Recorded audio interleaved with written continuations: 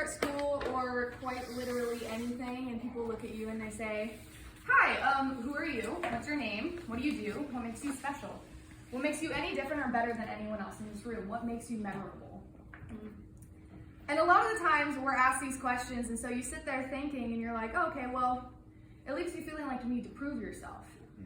Yeah. Whether that be for you to make friends or for you to be accepted or simply just to get participation points for the class. But no matter what, you're left feeling like you need to prove something. So no one actually says what they're bad at. Have you noticed that? Yeah. They always say what they're talented at. They're like, hey, I'm going to put my best foot forward even though I don't know any of you. And I have nothing really to prove, but I feel like I need to. So a lot of the times what I'd say is, hi, I'm Madi E. I'm an identical twin. I sing, I dance, and I act.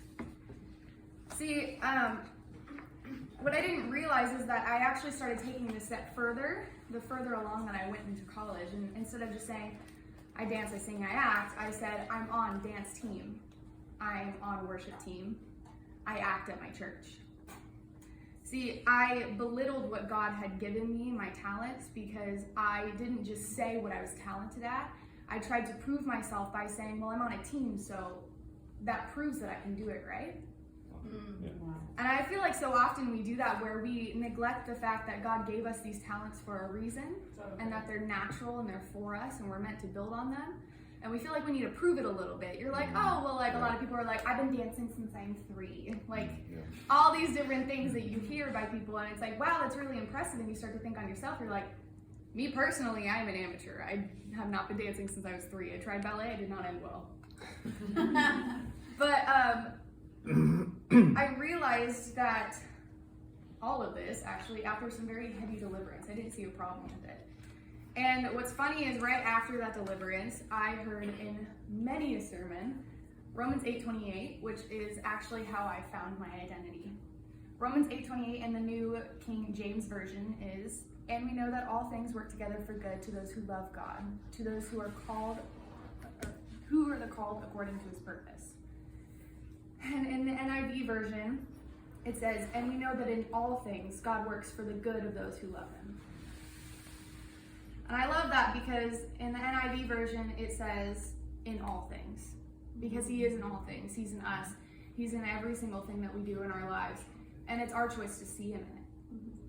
And I realized I started looking at things very cynically, where I was always trying to prove myself, always trying to be the best that I could be, but also belittling myself so people would accept me somehow, because if you're good at a lot of things, then it's hard to be accepted, same as if you're not good.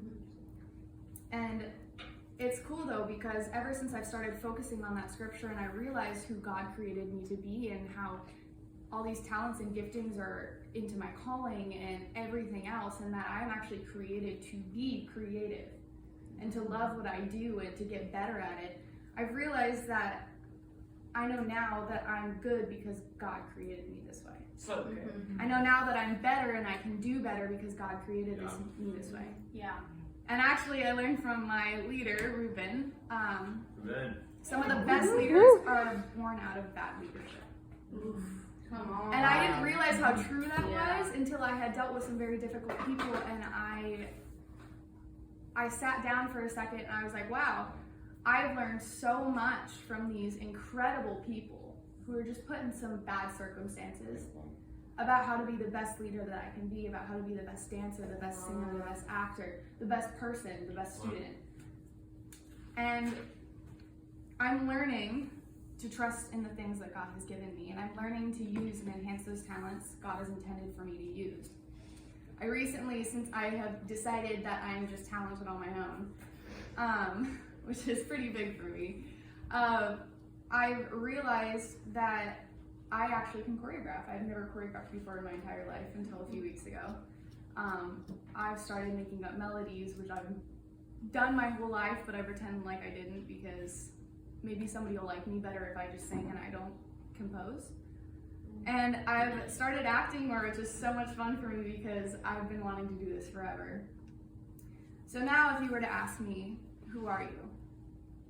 I'd say I'm a dancer, I'm a singer, I'm an actor. I'm claiming them as things that I am because that's my identity. That's who God created me to be. and I take ownership over God, who God created me to be.